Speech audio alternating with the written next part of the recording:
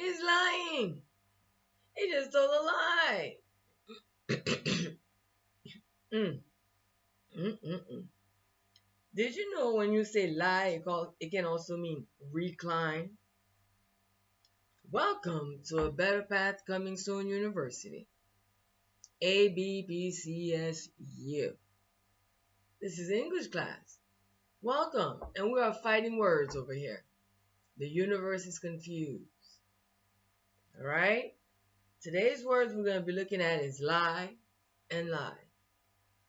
If you want to check out the other words we've been talking about, you can check out the other videos because we've been tackling a lot of words, replacing them, taking them out, eliminating them out of our lexicon. Yeah, lexicon. So, when you say lie, the universe might think you mean recline. Or you told an untrue statement, a false statement. The universe is confused just like I am. We need to be consistent. One word, one definition. So I'm going to suggest instead of telling people you told a lie, so the universe can understand what we're saying, we're going to say, well, you said a false statement. Let's keep it simple, people.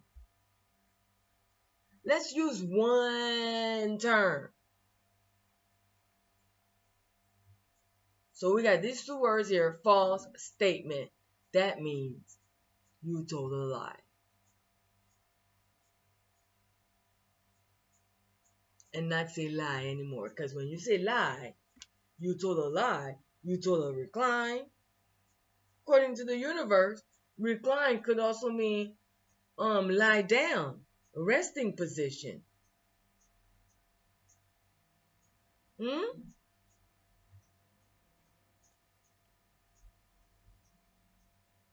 The universe is simple-minded. And the words we are using have too many definitions. Alright? So words could be mass destruction or mass unification. So please check out the other videos for the other words. Leave in a comment what words you would like to change, because we all have that power. Alright? Just like Oxford University, we are changing words up in here. I love you, and I will see you next class.